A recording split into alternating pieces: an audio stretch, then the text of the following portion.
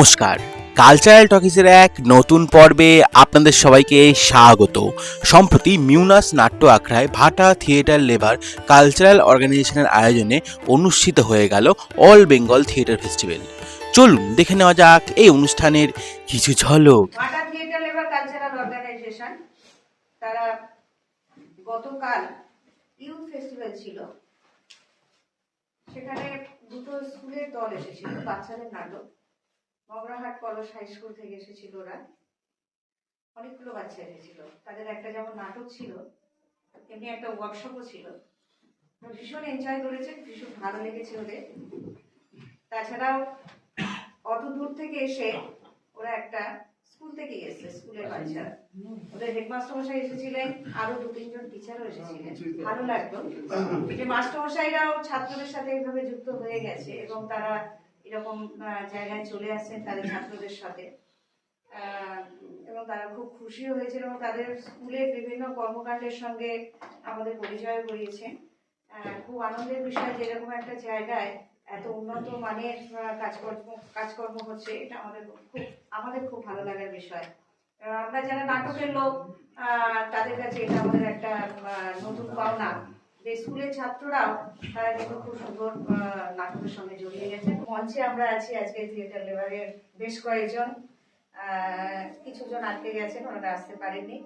যাই হোক, আমরা সবাই একটু নাটকের দিকে চলে যাই। দিদি তো ম্যাসেকার করে কি স্যার, প্রাপ্তবয়স্ক মানুষে গালাগাল দিচ্ছে?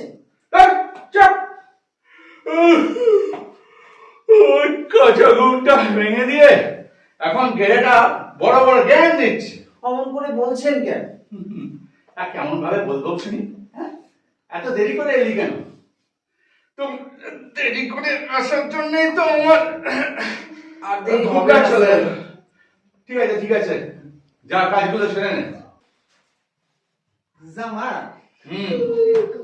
জামা ঠিক আছে, আপনাদের সামনে জামা খুলুম, লজ্জা লাগে না বুঝি? লোক বাঁধানোর সময় মনে ছিল না? নিন খুলে ফেলুন। খুঁতাছি।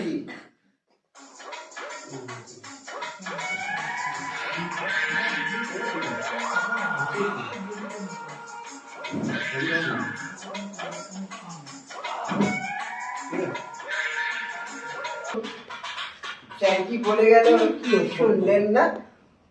তুলুন, আরে জামা তুলুন। খাওয়া দাওয়ার জায়গা আর খুঁজে পাচ্ছেন না? আপনাদের কি জ্ঞান বুদ্ধি হারিয়ে গেছে? কি অসভ্যতা!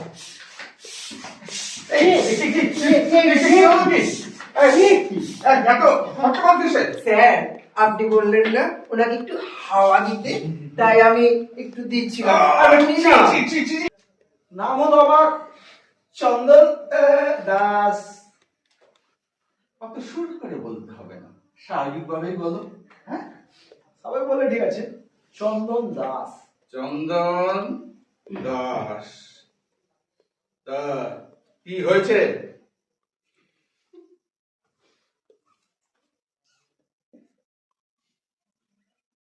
কি হয়েছে? ও আসলে আসলে আমার হয়েছে কিনা,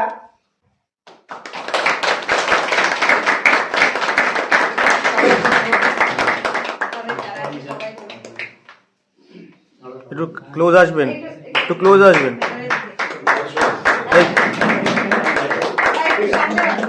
সামনে আসবেন। আজকে 30শে জানুয়ারি শুক্রবার আমরা দমদম শিল্পাঙ্গনের পক্ষ থেকে একটি হাসির নাটক উপস্থাপনা করলাম। দীর্ঘদিন ধরে আমরা সিরিয়াস নাটক করার পর মনে হলো আমি একটা হাসি মজা করব, সেই নাটকটা এখানে উপস্থাপনা করলাম। তো যাই হোক, সেটা দর্শক বলবে নাটক কীরকম হয়েছে। মূলত যেটা বলার, যে ভাটা থিয়েটারের পক্ষ থেকে আজকে যে উৎসব, সারা বাংলার উৎসব পালন করা হয়েছে 3 দিন যাবৎ, দ্বিতীয় দিন। তো আমরা সেখানে পরিবেশন করলাম দমদম শিল্পাঙ্গন প্রযোজিত নাটক চেম্বারে কেলেঙ্কারি। যেটা সর্বোপরি এটা বলার, এই যে মিউনাস নাট্য আখড়া, এই যে স্বল্প পরিসরে এইরকম একটা জায়গায় এত সুন্দর একটা স্পেস করা হয়েছে, সত্যি প্রথমে এসে আমার মন আকর্ষিত হয়। আমরা প্রথমবার এখানে পারফরমেন্স করলাম, খুব ভালো লেগেছে। আগামী দিনে সুযোগ পেলে বারবার আমরা আসব। সর্বোপরি আমরা ধন্যবাদ জানাই ভাটা থিয়েটারের যিনি কর্ণধার শ্রদ্ধেয়া শ্রীমতী রুমা সিং মহাশয়া, আমাদের এখানে সুযোগ দেওয়ার জন্য ওনাকে অনেক অনেক ধন্যবাদ। তো সর্বোপরি যেটা বলার, এখানে এসে এক কথা আমি আপ্লুত, সত্যি খুশি। এরকম একটা স্পেস এখানে হওয়ার জন্য বা এরকম একটা জায়গায় আমরা অভিনয় করার জন্য আমরা খুব খুশি। এরকম স্পেস আরও বিভিন্ন জায়গায় গড়ে উঠুক, নাটকের পরিধি আরও বাড়ুক, মানুষের মধ্যে, প্রান্তিক মানুষের কাছে নাটক পৌঁছে যাক, এটা আমরা বিশেষভাবে আমাদের দাবি বলতে পারেন এক কথায়। আমরাও এটা করে চলেছি। सब भूल जाओ कहने वालों, क्या तुम्हें लज्जा नहीं आती है? कैसे भूलूं उन रातों को, उन चीखों को, उन तकलीफों को, कैसे भूलूं मुझको छूते उन हाथों को। मेरे शरीर की चोट तो बस कुछ दिन में भर जाएगी, मेरे शरीर की चोट तो बस कुछ दिन में भर जाएगी, लेकिन मन की पीड़ा उम्र भर साथ रह जाएगी। सब भूल जाओ, सब भूल जाओ, सब भूल जाओ कहने वालों, याद रखो ये आखिरी गलती आपकी भी हो सकती है। कल सड़क पर बेसुध बहन या बेटी आपकी भी हो सकती है। जिसने भी कुल्हाड़ी उठाई थी उस रात, वो इंसान नहीं था, वो सिर्फ एक डर था जो सच से भाग रहा था, जो सच से भाग रहा था और हर बार सिर्फ एक सुना, हम कुछ नहीं कर सकते। वो जगह आप सबके अंदर भी है। अगर आप सब सही से देखें तो वो जगह आपके रूम में भी है। एक बच्चा था, फिर वो मिट्टी हुआ, फिर वो याद भी ना रहा। अब सिर्फ एक सवाल बचता है, तुमने क्या देखा? ये कहानी है एक आवाज की, एक ऐसी आवाज जो मरे हुए लोगों के अंदर से बोलती है, जिसे सिस्टम की फाइल्स में दबा दी गई, लेकिन जमीन के अंदर आज भी ये आवाजें चीखती रही।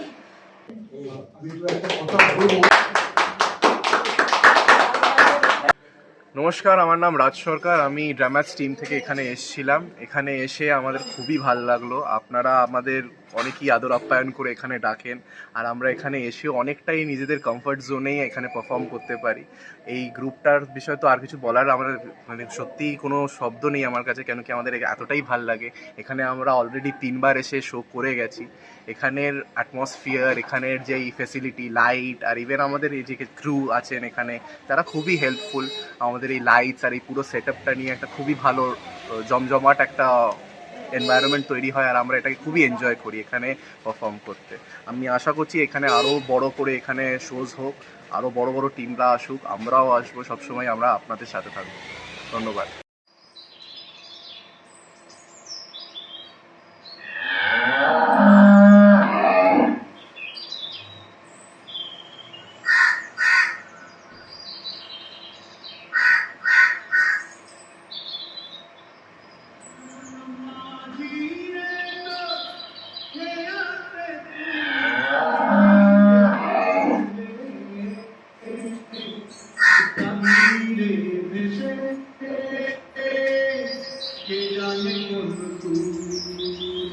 এটা পড়েই আমি ক্যাপ্টেন নেমো সম্পর্কে প্রথম জানতে পারি। আমাকে দেখতে জানেন একবারে আমার মায়ের মতো। ক্যাপ্টেন নেমো আমার মায়ের প্রিয় চরিত্র। মা বেঁচে থাকলে আমাকে হয়তো নেমো বলেই ডাকতো। হ্যাঁ, সেটা তো খুবই খুবই আদরের।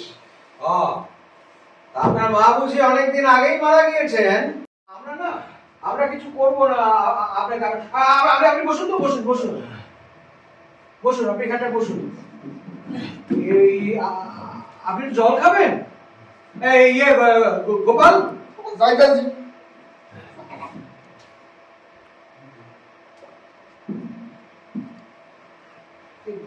এই যে নেন স্যার, জল কিন্তু একটা শেষ হয়ে যাইবো। হোক শেষ, দাঁড়া তো। তোমাদের কেউ নেই, আমার ছেলে তোমাদের কত ভালোবাসে। উনি তোমাকে মা বানাচ্ছে আর পুরো পাড়ার লোক একদম ঝি ঝি ঝি ঝি করছে। এক্ষুনি এক্ষুনি দূর করো ওকে, দূর করো। তুমি এখন এখান থেকে চলে যাও বাবু। ফুল নাই কিনার নাই, নাই কো দরিয়ার পানি, সাবধানে চালাইও মাঝি, সাবধানে চালাইও মাঝি, আমার ভাঙা তরি রে, অকুল দরিয়ার বুঝি ফুল নাই রে। সরিয়ে সরিয়ে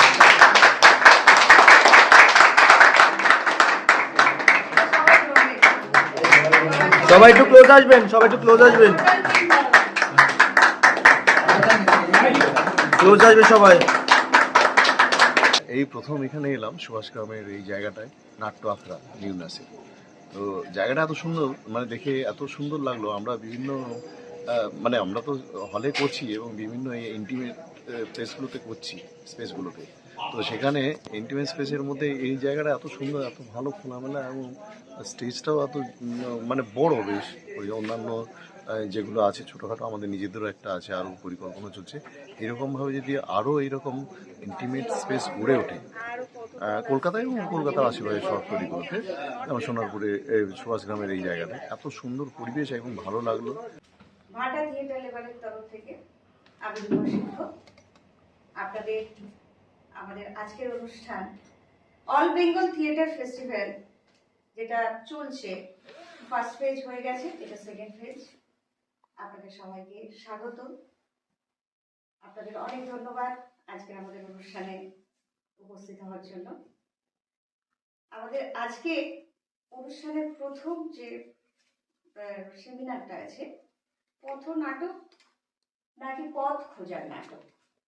এই সেমিনারে যারা বক্তা আছেন অনেকগুলো উপস্থিত হয়ে গেছেন।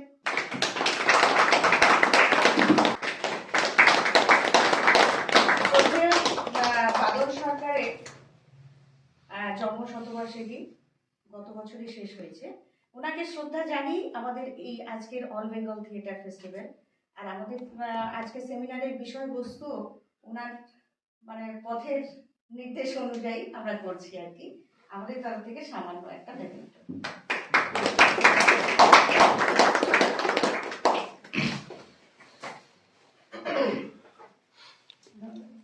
বক্তা আছেন মাননীয় দুলারি,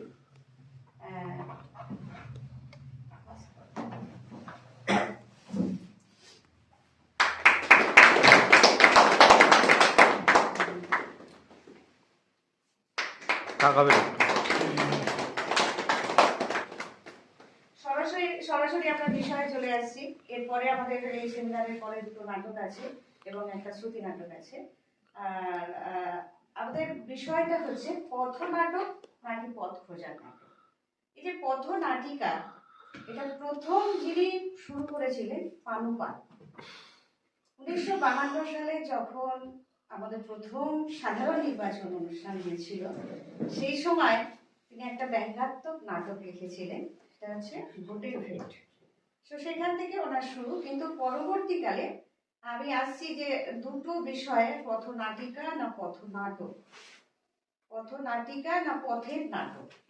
পথ নাটিকা বিষয়টা হচ্ছে আমরা বিভিন্ন যেগুলো কি বলবো, বিভিন্ন বিদ্রোহমূলক যে সমস্ত নাটক, যেগুলোকে আমরা এই অভয়াটা নিয়ে বা এদেরকে নিয়ে বিভিন্ন যে নাটক, প্রতিবাদমূলক যে নাটকগুলো, সেটা হচ্ছে পথ নাটিকা। বাদল সরকারের আমরা মানে খুব বিখ্যাত একটা নাটক শাহিনা মাহাতো আমরা জানি। তা ওনার যেটা শতাব্দী থেকে উনি করতেন এই সমস্ত নাটকগুলো, ওনার দলের নাম সৌম্য মিত্র, উৎপল দত্ত ওই সময়কার।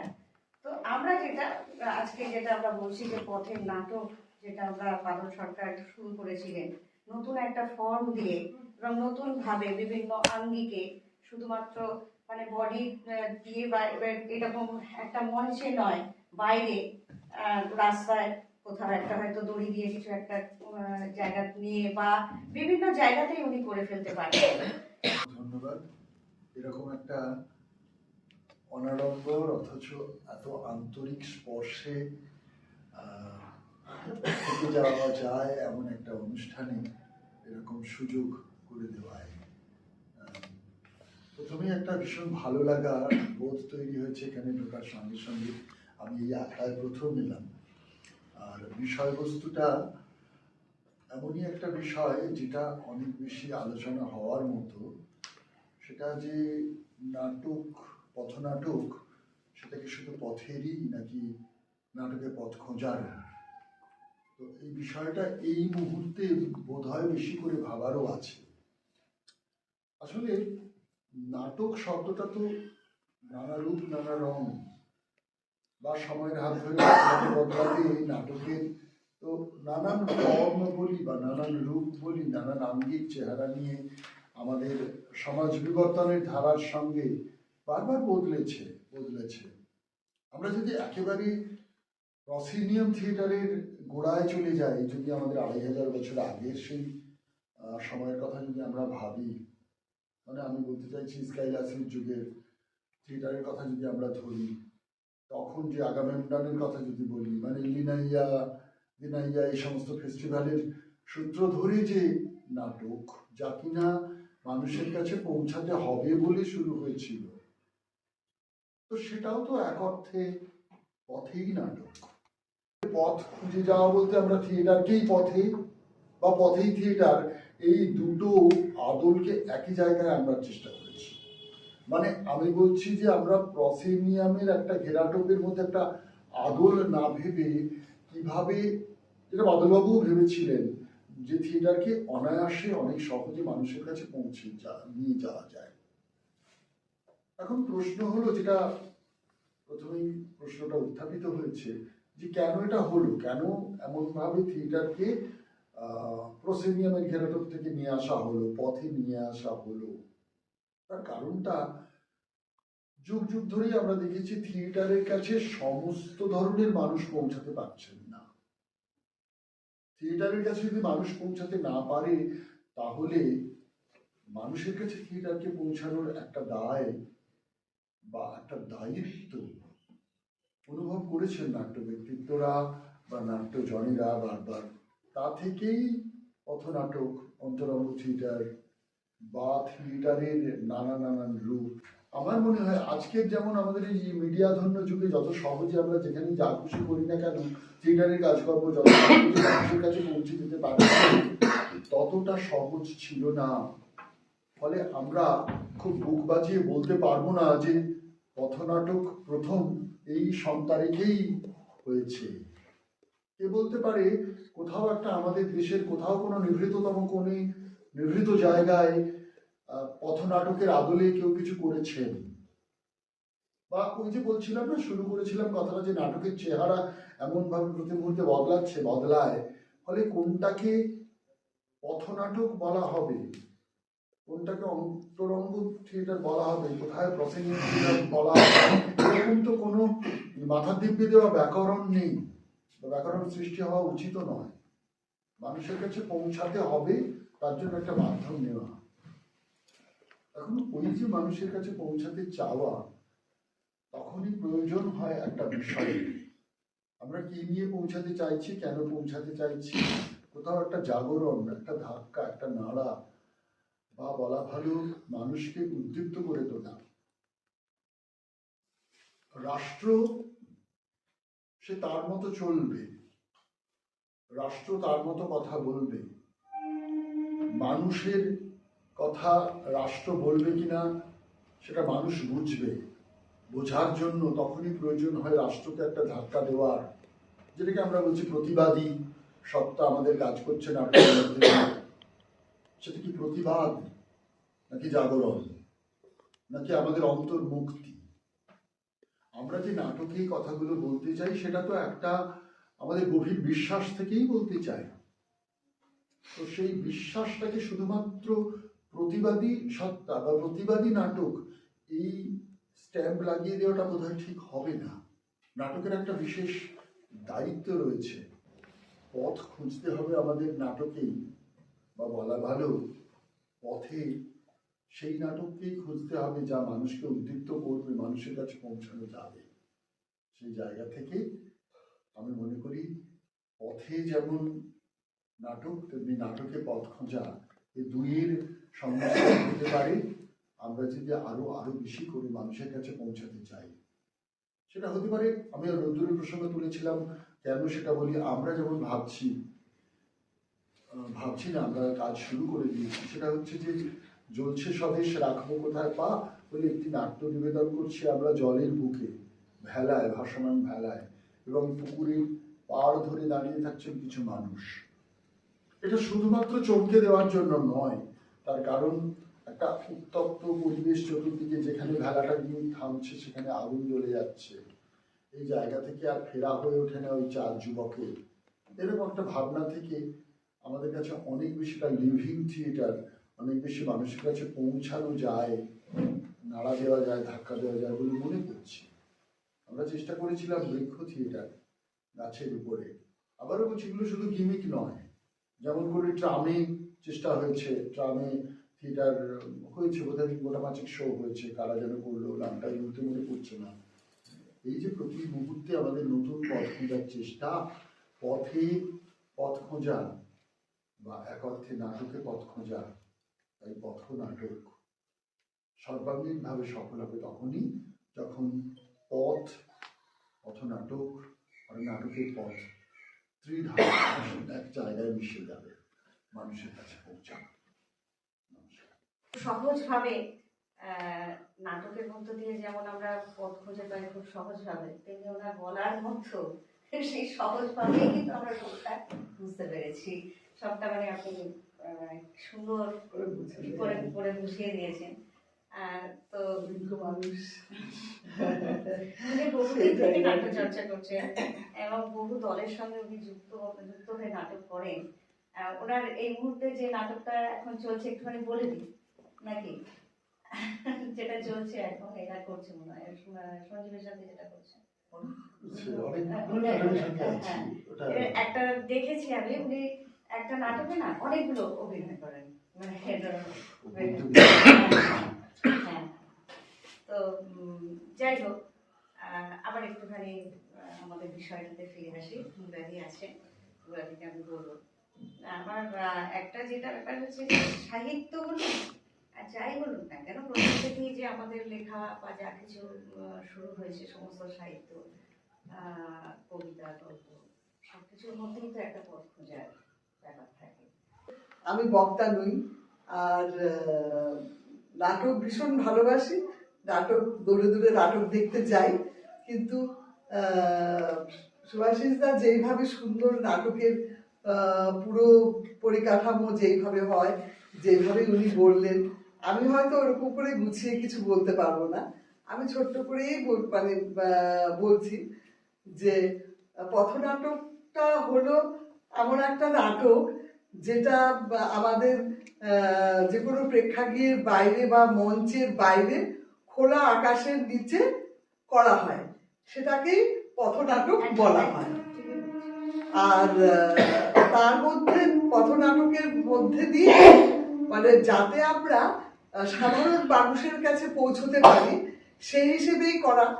সাধারণ অনেক মানুষই যারা হলে গিয়ে নাটক দেখতে পারেন না বা দেখার ক্ষমতা নেই এবং অনেকে বোঝেনও না, কিন্তু সেটা যদি আমরা সাধারণ একদম অনাড়ম্বরভাবে, কোনো সাজগোজ নেই, কিছু নেই, তারা নিজেদের মতন করে মানে নিজেদের কথা সাধারণ মানুষের কাছে পৌঁছে দেয়, ওটাই হয়েছে মানে রিলেট করা আর কি, সাধারণ মানুষ যাতে রিলেট করতে পারে সেই হিসেবে পথনাটকটা তো ভীষণই জরুরি। সাধারণ মানুষের মধ্যে জাগ্রত করা, সেই জিনিসটাকে প্রথম মানে খোঁজার চেষ্টা হয়েছে আমাদের ওইটাই, যে আমরা যাতে প্রতিবাদ, যে জিনিসের উপর আমরা প্রতিবাদ করতে পারি এবং সামাজিক যে পরিবেশ যেইভাবে আমরা পরিবর্তন করতে পারি সেই সব নিয়ে সাধারণ মানুষের কাছে যাতে আমরা পৌঁছতে পারি, বলতে পারি, সেটাই আমার কাছে মনে হয় পথ খোঁজার আরেকটা ব্যাপার আর কি। তো এই পথনাটকটা আমরা আমাদের জেনারেশন বা আমাদের আগের জেনারেশন যেভাবে করে এসছে তাদের মতন করে, কিন্তু এটা আরো আগের থেকেও এই জিনিস, যেটা প্রথম হয়তো যাত্রার কথা বললেন, যাত্রা ছিল, কিন্তু তার মধ্যেও আমরা যেরকম খুব ছোট্টবেলায় দেখেছি যে মাঠের বা কোনো বাড়ি হচ্ছে, সেই যখন বাড়ি উঠলো একটুখানি সেখানটা 1 মাস ধরে রামায়ণ হচ্ছে, নিমাই সন্ন্যাস হচ্ছে, এটাও কিন্তু এক ধরনের পথনাটক। সেই থেকে শুরু এগুলো, যে সেইগুলোও কিন্তু আমার ছোটবেলায় আমি দেখেছি, তখন তো অত বুঝতাম না, কিন্তু সেগুলো লোককে আনন্দ দিয়েছে, ভালো লেগেছে। ওর মধ্যেও লোক মানে সাধারণ মানুষ তাদের যার যার মনের যে যে জিনিসগুলো, সেই দিকগুলো খুঁজে পেয়েছে। তারপরে তো রয়েছে যে কোনো মলের বাইরে বা যে কোনো জনসমাগম রাস্তার একটু ব্যারিকেড দড়ি দিয়ে, যেখানে একটু নিজের মতন করে, হ্যাঁ, বাউন্ডারি দিয়ে নিজের মতন করে নাটকটা করতে পারে বা সবাইকে বোঝাতে পারে যে হাল চাল আমাদের সে রাজনৈতিক ব্যাপার হোক বা আমাদের নিজেদের চাওয়ার ব্যাপার হোক, যাই হোক, সেটা তার এই আমাদের এই পথনাটকের মধ্যে দিয়েই সেটা বোঝাবার চেষ্টা করেছে। তারপরে তো প্রতিবাদ তো আছেই, প্রতিবাদ যেরকম নির্ভয়ার প্রতিবাদ, এই সমস্ত যে আমরা একের পর এক করে চলেছি, এগুলো দিক দিয়েও তো সাধারণ অনেক মানুষই জানতেন না। আজকে মিডিয়ার যুগে হয়তো জানতে পারছেন, কিন্তু গ্রামের মানুষ যারা রয়েছে তারা তো কিছুই জানে না। অনেক রকম সেন্সর বোর্ড থাকতে পারে, অনেক রকম লাল চক্ষুর এ থাকতে পারে, নিয়ম কানুন থাকতে পারে, কিন্তু আমার থিয়েটারকে আমি কিভাবে প্রকাশ করব, বিশেষ করে আমি যদি পথে থিয়েটারের কথা ভাবি, আমি প্রতিবাদী থিয়েটারের কথা ভাবি, সেক্ষেত্রে অনেক বেশি সহজ আমি যে কথা বলতে চাই সেই কথাটা সরাসরি বলবার জন্য। ফলে আমাকে যদি কোনো সত্য কথাকে, সত্য প্রতিবাদকে বা ন্যায়নিষ্ঠ কথাকেও যদি আমি সরাসরি মানুষের মনে প্রবেশ করাতে চাই, সেক্ষেত্রে অনেক বেশি সুবিধাজনক আমাদের থিয়েটার। মানে আবারও আমি পথনাটকের কথাই বলবো, যেহেতু পথনাটক আজকের আমাদের আলোচনার বিষয়। আসলে সমস্যা হয়ে যাচ্ছে, আমরা কোথাও একটা, আমি মানে এই প্রশ্নটার উত্তরের পাশাপাশি এটা রাখতে চাই সেই কারণে, আমাদের কোথাও একটা আমাদের নিজেদের ধারণা বা বহুদিন ধরে একটা পুষে রাখা ধারণা রয়েছে যে পথনাট্যের শিল্প সত্তা কি খুব বেশি প্রকাশ করা যায় না, প্রতিবাদটাই বেশি মুখ্য। কিন্তু আমরা যখন নাট্যকর্মীরা, যখন অভিনেতা অভিনেত্রীরা আপনাদের সামনে চলে আসছি, দর্শকের সামনে চলে আসছি, তখন আপনারা কিন্তু আমাদের একদম সামনে থেকে দেখতে পাচ্ছেন। হ্যাঁ, মনে হচ্ছে একটা আমরাই তো, এটা তো সেটাই তো, এটাই তো পথনাটকের এটাই উদ্দেশ্য, যে সবার সাথে রিলেট করা, সবার সাথে। এই যে আজকে আমরা, আমার এইখান থেকে আরেকটা জিনিস মনে পড়ে গেল, যে আমরা যখন মঞ্চে অভিনয় করি তখন দর্শকের সাথে কতটা আমরা একাত্ম হতে পারি, আর আমরা যখন এখানে একটা অন্তরঙ্গ জায়গায় যখন দর্শকের সামনে অভিনয় করি, আমার মনে হয় সেই একাত্ম বলুন আর আন্তরিকতাটা বলুন অনেক বেশি হয়ে যায়। হ্যাঁ, একদমই। বলুন। এই জায়গাটায় মানে আমার ব্যক্তিগত অভিজ্ঞতার নিরিখে বলতে কোনো দ্বিধা নেই, আমি ভাগ্যবান এইভাবে দেখি। তার কারণ আমার থিয়েটারের হাত ধরে চলা বেশি দিন নয়, 53 বছর। আমি 53 বছর থিয়েটার চর্চা করার পরে আমি একটা সেন্টেন্স শুধু শিখতে পেরেছি যে আমি থিয়েটারের কিছু জানি না। মানে এইটা শিখতে আমার 53 বছর কেটে গেছে, 5 বছরে আমার হাতে করি। কিন্তু আমার সৌভাগ্য, আমার শুরু হয়েছিল 5 বছর বয়সে ডিগবাজি বলে একটি নাটক, সেটি পথে হয়েছিল, একটি বট গাছের নিচে পথে হয়েছিল। তো এবং পরবর্তীতে আমি গ্রেপ্তার হইনি, কিন্তু গ্রেপ্তার হওয়ার মতো উপক্রম হয়েছিল। আমি তখন ঠাকুরপুকুর বিবেকানন্দ কলেজে পড়ি। আমি জলের বুকে করতে চাইছি বা করছি, সাঁতারের দক্ষতা, গালা থেকে পড়ে যাওয়া, এই সমস্ত বিষয় নিয়ে আবার ওই বহুমাত্রিক কথা বলছি। তার কারণ যে প্রশ্নটা উঠেছিল, যেটা ধরে গেলাম, মানে অনেক বেশি বিস্তৃত কথা চলে গেছে। মানুষের কাছাকাছি আমরা চলে যেতে পারছি, মানুষের কাছে পৌঁছানোর জন্য আমাকে তো আমার ওই শিল্প সত্তার এমন কিছু অভিনন্দিত দিক রাখতে হবে, যাতে কিনা আমি তাকে মুগ্ধ করতে পারি। আমি 200 টাকা টিকিট কাটা যে লোকটা, সে বাধ্য, সে টিকিট কেটে ঢুকেছে, সে বেরোবে না, সে থাকবে শেষ পর্যন্ত। কিন্তু আমার পথনাটকের দর্শক তো ফ্লোটিং দর্শক, তাকে আটকে রাখতে হবে। তাহলে সেই যে বৈভব, আমার অভিনয় বৈভবের কথা বলছি, তাকে যে অভিনয় বৈভব নিয়ে তাকে যে একটা বেষ্টনীর মধ্যে আটকে রাখা, তার জন্য আমাদের কোথাও একটা শিথিলতা আছে। আমরা যতটা যত্নবান পর্দায় বা মঞ্চের অভিনয়ে, ততটা নই পথে করার ক্ষেত্রে। আমার প্রতিবাদী সত্তা জোর চিৎকার করে কিছু বিদ্রোহের কথা বলার ক্ষেত্রে যতটা আন্তরিক, ততটা আন্তরিক নয় যে আমি আমার অভিনয়ের সাধুতার দিকে, অভিনয়কে অনেক বেশি মানুষকে আকৃষ্ট করার দিকে। ল্যাংস্টন হিউজের ওই কথাটা আমাকে খুব নাড়া দেয়। তিনি বলেছিলেন যে সেই শিল্পই খাঁটি শিল্প যার দর্পণে জীবন প্রতিভাত হয়। একজন অতি সাধারণ অসাধারণ মানুষ, সেই অতি সাধারণ অসাধারণ মানুষটি যখন তার মনের পর্দায় আমাকে পাওয়ার পরে তিনি যদি আমি হতে না চান, তাহলে কোথাও একটা আমি তার সাথে প্রতারণা করছি। সেই সঙ্গে সঙ্গে আমার নিজস্ব বিচরণ ক্ষেত্রের প্রতি প্রতারণা করছি। আর পথে তো এই পথটা থেকে আমরা যদি নিজেরা না সরতে পারি, বা অনেক ক্ষেত্রে আমরা নিজেরাও দায়ী। অনেক সময় আমি পথে থিয়েটার করবো, এই ব্যাপারটা যদি এসে যায়, একটা পথ খুঁজবো না, তাহলে সমস্যা। সেটা হচ্ছে আগে যেমন গণসঙ্গীত, ঠিক এখন কি সেটা হয়? এখন আর হয় না। প্রত্যেকবারই পথ বদলাচ্ছে। আমরা অনেক গণসঙ্গীত গিয়েছি, মানে আমার স্কুল লাইফে আর কি, 9-10 যখন পড়ি, তখন মানে নাটক করিনি। নাটক যখন আমাদের ক্লাব থেকে শুরু হলো, ততদিন আমার বিয়ে হয়ে গেল আর কি। কিন্তু গণসঙ্গীত করেছি, সেটা তো ওই সঙ্গীতও এই নাটকের আরেকটি পরিপূরক। এখানে স্বাভাবিকভাবে আমার নিজের কথা বেশি বলতে হবে, কিছু করার নেই। প্রথম কথা হচ্ছে যে এই যে 53 বছর ধরে আমি নাট্যচর্চা করি, এই কথাটার মধ্যে একটা না ভীষণ একটা বিশ্রী আত্মগৌরব আছে। আমি একদম দুর্বিনীত ভাবেই, আমার ফেসবুকে লেখা থাকে স্পর্ধিত দুর্মুখ, তো আমি যথেষ্ট স্পর্ধিত হয়েই বলছি কথাটা, যে আমি সত্যি 53 বছরের যে থিয়েটার করি, তার কারণ আমি তো আর কিছু পারি না, তাই থিয়েটার করি। লোকে এই প্রশ্নটা প্রায়ই আমাকে এই প্রশ্নের মুখোমুখি হতে হয় যে আপনি কেন থিয়েটার করেন। সেক্ষেত্রে আমার সরল স্বীকারোক্তি, আমি তো আর কিছু পারি না, তাই থিয়েটারটাই করি। এবং সত্যি সত্যিই থিয়েটারটা করব বলে আমি আর কিছু করিনি, করার চেষ্টা করিনি, তা না, টিকিনি বলা ভালো। আমি 3টে স্কুল এবং 1টি কলেজ ছেড়েছি। কোনো স্কুলে আমি 1.5-2 বছর বেশি টিকিনি, ভাগ্যিস টিকিনি।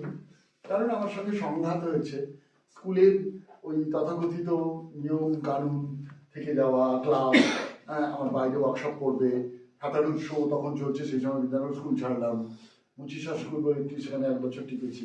সাউথ পয়েন্টে সকালে ক্লাস করতাম। আমি এই কথাগুলো বলে এটা বলতে চাইছি যে এই তথাকথিত আপাত মূর্খামিটা কেন করেছি। মানুষের কাছে তো এটা মনে হয় যে থিয়েটার করে কি পাও, কেন থিয়েটার করি। বিশ্বাস করুন আপনারা, আমার যে থিয়েটার বা আমার এই যে পথ খোঁজা, এটার জন্য আমি যত মানুষের কাছে পৌঁছাতে পেরেছি, বা যত মানুষকে বদলাতে পেরেছি, বা যত মানুষকে প্রভাবিত করেছি, আমি একটা কোনো চাকরি বা তথাকথিত ওই শিক্ষক হয়ে আমাকে কেউ চিনতই না। এই বদলে দেওয়ার নেশা এবং বদলে যাওয়া মানুষগুলো আমাদের থিয়েটারে তো ভাঙন আমাদের থিয়েটারে একটা প্রবল ঐতিহ্য, এবং এটাকে আমি খুব গুরুত্ব দিই।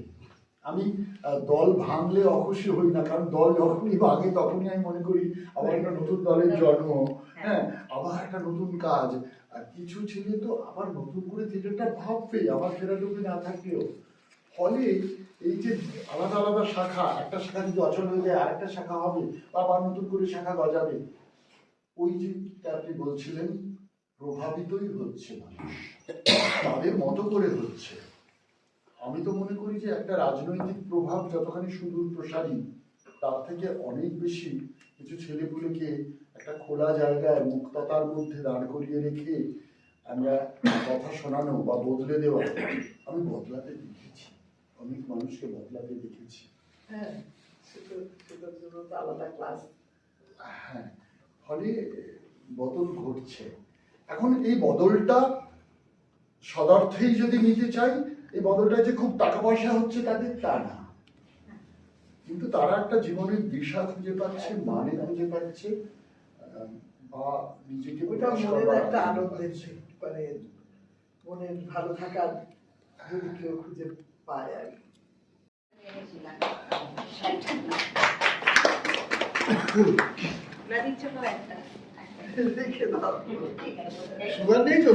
কেমন আছিস সই? তোকে খুব মনে পড়ছে আজ। দুপুরবেলা সব কাজ শেষ করে তোকে চিঠি দিচ্ছি। আমার বিছানা থেকে জানলা দিয়ে শ্বেতকরবী গাছটা দেখা যাচ্ছে। ওটা অনেক পুরনো গাছ। তোর মনে আছে সই? আমাদের বালিকা বেলায় ওই গাছটার নিচে আমরা চাটাই পেতে দুপুরবেলা আমের আচার খেতাম। মা যখন উঠোনে আচারের বোনগুলো রোদ্দুরে শুকোতে দেয়, তখন বেশি করে তোর কথা মনে পড়ে। করমচার আচার তুই ভীষণ ভালোবাসতিস। কোনো কোনো বিকেল বেলা আমরা যখন লুকোচুরি খেলতাম, যখন খড়ের গাদার পেছনে অদৃশ্য হতাম আমরা সবাই, সেই সুযোগে তুই আচার চুরি করতিস। কম বকুনি খাসনি তুই আমার মায়ের কাছে। তোর কথা ভেবে আমার মা এখনো কাঁদে। যত্ন করে আচার বানায়, করমচার আচার। আমাকে বলে তোর সই যদি আসে ওকে এক গ্লুম আচার দিয়ে দিবি। তুই কবে আসবি সই? ওলো সই, ওলো সই, আমার ইচ্ছা করে তোদের মতন মনের কথা কই। বিকেল বেলায় মাঠের শেষে গিয়ে বসি। গাছপালার আড়ালে সূর্য ডুবে যায়। চোখের জল আঁচড়ে মুছে একলা ফিরে আসি। বড় একা হয়ে গেছি রে সই, বড় একা, বড্ড একা লাগে আমার। আমি একা বসি সন্ধ্যা হলে। আমি নিজে অল্প একটু করি আর কি নাটকের সঙ্গে। নাটকটা আসলে অ্যাকচুয়ালি আমি ভীষণ ভালোবাসি শেষ ছোটবেলা থেকেই আর কি। তো আর এখানে যে আশিস স্যার আছে আর কি, সে আমার গুরু, মানে তার কাছেই আমার শেখা। আর তার এখানেই আজকে যে সেমিনার হচ্ছে বা যে নাটক মানে হচ্ছে আর কি, সেজন্যই সে দেখার বা কিছু বলার, সেজন্যই আমি এখানে আমন্ত্রিত হয়ে এসেছি আর কি। তো আমার ভীষণই ভালো লাগছে।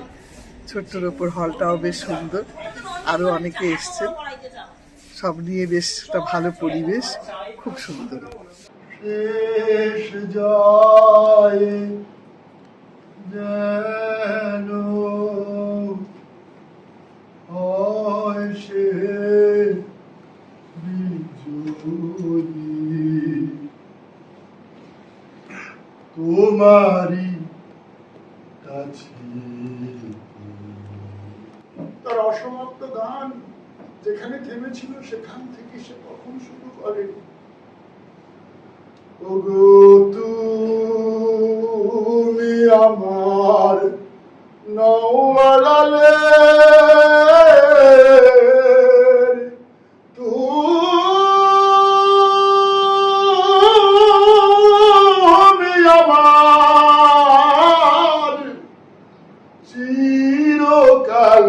নাটকের ক্ষণকালের লীলার স্রোতে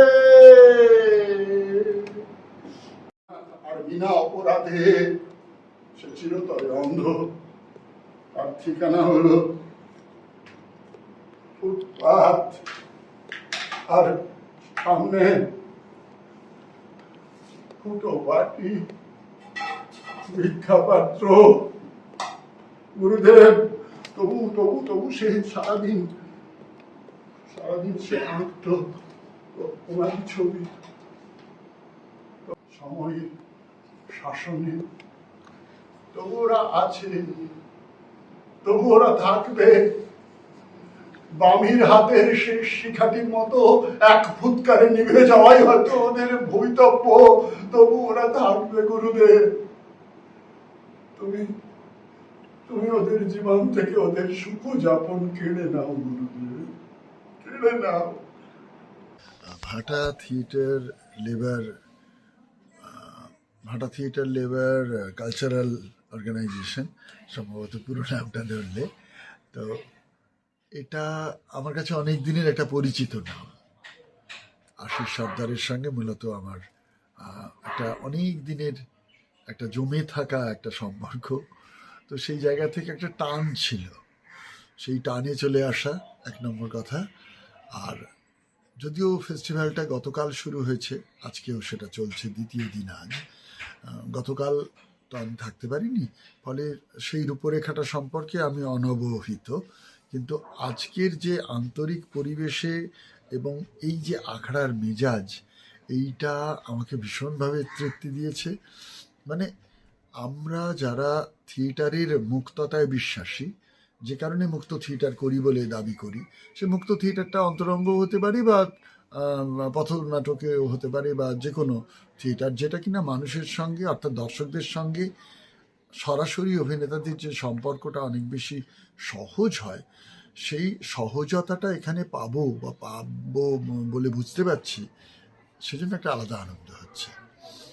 আজকের ফেস্টিভ্যালে তো 3টি নাটক। তার প্রথম নাটকটায় আমি অভিনয় করব, একক নাট্য।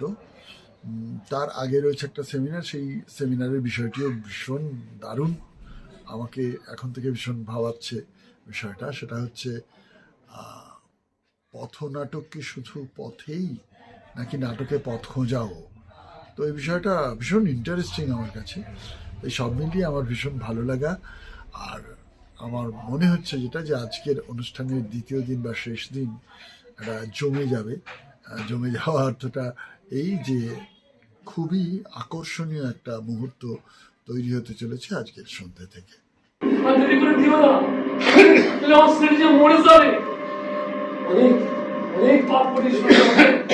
কত লোক ভুলিয়ে ভালিয়ে তোমার কাছে এনে দিয়েছি, তুমি তাহলে রাতের অন্ধকারে সবাই করেছো। সেই পাপি আমার সিনেমা বাজবে আর সন্তান বাজবে না। পাপ? পাপ কি রে?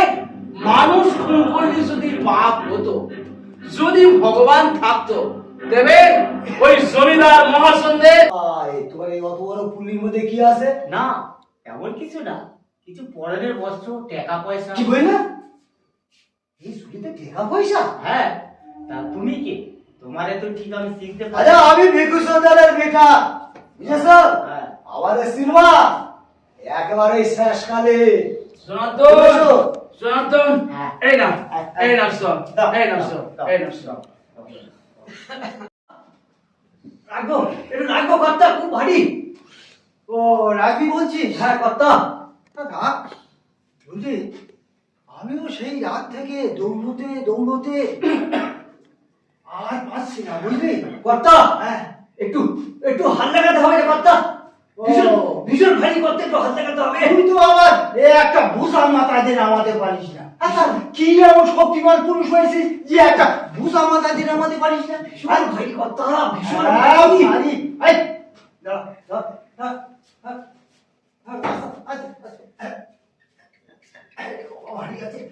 আস্তে আস্তে নামা, আস্তে আস্তে নামা।